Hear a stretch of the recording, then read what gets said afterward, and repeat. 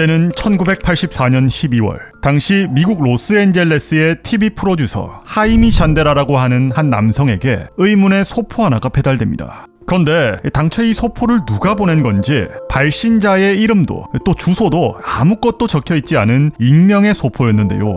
그는 뭔가 꺼림칙했지만 어찌됐든 안의 내용물은 확인을 해봐야 하니까 결국 그 소포를 열어보게 됩니다. 뭐 별거는 아닌 듯 보였습니다. 봉투 안에는 다름 아닌 35mm 규격의 알 수 없는 필름 하나가 들어있었는데요. 하지만 곧이어 이 필름을 현상해보고 난 그는 정말 충격을 금치 못하게 되죠. 지금 보시는 이 사진들이 당시 그 필름 안에 찍혀있던 내용물들의 모습인데요. 놀라지 마십시오. 이 문서들은 쉽게 말해 미국의 탑 시크릿, 기밀 문서 중에서도 오직 대통령에게만 전달되는 1급 극비 문서였습니다. 익명의 누군가가 방송 PD한테 기밀 정보를 폭로했던 거죠. 대체 어떤 내용의 문서였길래 폭로까지? 먼저 이 문서의 이름은 마제스틱 12, 속칭 MJ12라고 불리는 1952년에 작성된 문서였습니다. 그리고 이 문서의 내용을 설명드리기에 앞서 간단하게 어떤 그 당시의 상황을 먼저 좀 설명을 드려야 할 것 같은데요. 다들 이 사건 아실 겁니다. 1947년도에 발생했던 유명한 UFO 추락 사건, 일명 로즈웰 사건이라고 잘 아실 텐데요.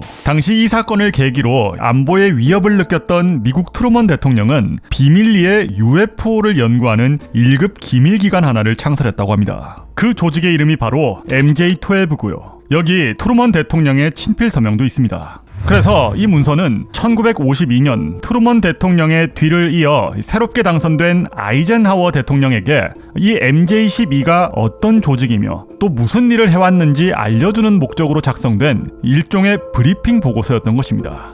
작성자 초대 CIA 국장 로스코 힐렌 코에터. 마제스틱 12는 오직 대통령에게만 보고의 의무를 갖는 1급 기밀 작전 기관이며 트루먼 대통령의 특별 명령으로 1947년 9월 24일에 지정된 조직이다. 이 문서는 MJ12 보안 등급을 가진 사람만 접근할 수 있으며 메모를 포함한 모든 형태의 복제를 엄격히 금지한다. 그리고 이후 다음 페이지부터는 본격적인 브리핑이 시작되는데요. 1947년 6월 23일 워싱턴주 캐스케이드 산맥에서 고속으로 편대 비행하는 9대의 UFO가 포착됐다. 당시 다수의 UFO 목격자들을 인터뷰하며 군용기로 추적까지 시도했지만 실패했다. 1947년 7월 7일 로스웰 사건 당시 추락한 미확인 비행체의 잔해를 회수하는 작전이 개시됐다. 그 과정에서 우리는 추락한 잔해로부터 북서쪽으로 약 3km 떨어진 지점에서 비상탈출한 것으로 추정되는 총 4마리의 미확인 생명체를 발견하였으며 그것들은 모두 사망한 상태였다. 이들의 정확한 시인은 밝혀지지 않았으나 7일이라는 짧은 시간에 비해 심한 시신의 부패 정도로 보아 지구환경, 즉 공기의 접촉으로 인해 사망한 것으로 추정했다. 비행체의 잔해와 외계인의 사체는 즉시 MJ-12 기지로 옮겨졌고 이를 본 기자들에게는 해당 비행체를 기상관측용 기구였다고 설명했다. 해당 비행체가 100% 지구의 물체가 아닌 것은 확실하지만 정확한 기원은 추측만 할 뿐 알아낼 수는 없었다. 또한 비행체의 잔해에는 문자 형태로 보이는 그림들도 많이 발견되었으나 이 역시 의미를 해독하는 건 불가능했다. 4마리의 생명체는 인간과는 전혀 다른 모습의 생명체였으며 이들을 지칭하는 용어로 EBE라는 명칭을 사용했다. 이 외에도 이 MJ12 문서에는 정말 상세하게 누가 누구한테 어떤 지시를 했고 또 무엇이 은폐되었는지 하나하나 모두 기재되어 있었습니다. 그러면서 문서 끝에는 더 상세한 작전 내용은 향후 백악관에서 직접 브리핑할 예정이며 이 MJ12는 새로운 정권으로 교체가 되더라도 어떠한 외부 방해 없이 계속해서 지속될 것이다 라고 마치 새로운 대통령에게 엄포라도 하듯 작성되어 있었습니다. 그리고 또한 이 조직에 속해 있는 멤버들의 명단도 모두 기재되어 있었는데요. MJ12라는 이름에 걸맞게 조직원의 수도 총 12명으로 구성되어 있었습니다. 지금 보시는 이 사진이 12명의 멤버인데요. CIA 국장부터 대통령 고문이었던 반네버 부시, 초대 국방장관 제임스 포레스탈, 이외에도 군수사령관, 공군참모총장, 하버드대 천체물리학 교수, 존스 홉킨스대 물리학 교수 등 정계, 학계, 군부를 포함해서 당대 최고의 명망 높은 인사들로 구성되어 있었습니다. 여러분이 만약 이런 엄청난 기밀 문서를 제보받게 된다면 어떻게 행동하시겠습니까? 솔직히 저라면 무슨 해코지를 당할지도 모르고 그냥 못 본 걸로 했을 것 같은데요.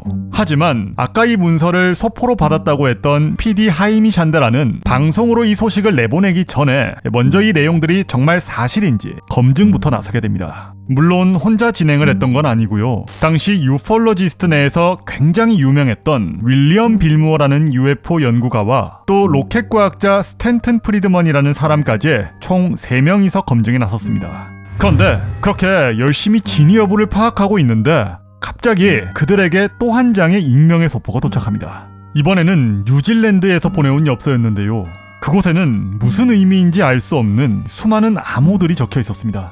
하지만 이들은 그 비밀 코드를 어찌저찌 분석을 해내게 되는데요. 다른 암호는 몰라도 딱 한 가지의 단어는 확실히 알 수 있었다고 합니다. 그 단어는 바로 당시 워싱턴주에 있던 한 국립보전 기록관의 관장님의 이름이었습니다. 곧바로 세 사람은 그 기록관을 찾아갑니다. 그리고 거기서 최근 기밀 해제가 된 공군의 모든 서류들을 뒤져보게 되는데요.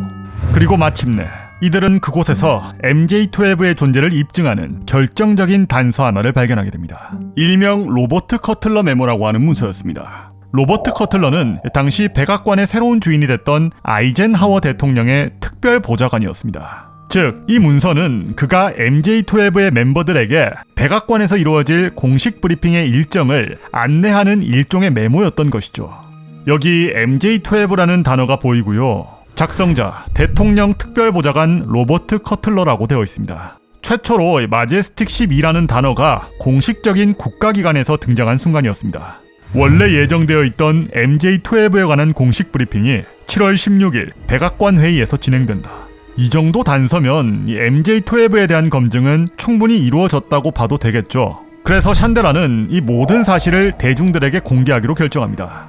로스웰 사건을 포함한 모든 UFO 관련 증거들은 미정부가 극비리에 운영하던 비밀 조직에 의해 철저히 은폐되고 있었다. 이러한 기밀 문서에 대한 내용들이 방송으로 공개가 되고 전 세계는 난리가 났습니다. 모든 언론 매체들이 앞다퉈 이 소식을 보도했고 정말 UFO의 존재를 믿고 있던 음모론자들에게는 말 그대로 축제나 다름없었습니다. 하지만 이러한 설렘은 오래가지 못하고 한 회의론자가 등장하면서부터 모든 것이 산산조각 나게 되는데요. 이 문서들은 모두 가짜다. 이러한 주장을 했던 사람은 바로 음모론의 셜록 홈즈라 불리우던 사나이 필립 클라스였습니다. 그의 주장은 이러했습니다. 첫째, 기밀 문서가 작성된 시기는 1952년이지만 이 문서가 작성될 때 사용되었던 타자기는 그보다 10년 뒤에나 개발된 스미스 코로나라고 하는 타자기이다. 즉, 1952년에는 이 타자기가 없었다라는 주장이었습니다. 그리고 둘째, 문서에 나와 있는 단어들이나 표현들이 당시에는 사용되지 않던 표기 방식이다. 예를 들어 그 당시에 미디어라는 단어는 프레스라는 단어로 사용되었고 또 외계인이라는 단어도 에일리언이 아니라 다른 단어로 사용되었다고 해요. 근데 이 문서에서는 1952년에 제작되었음에도 불구하고 최근 단어들로 기재되어 있었다는 거죠.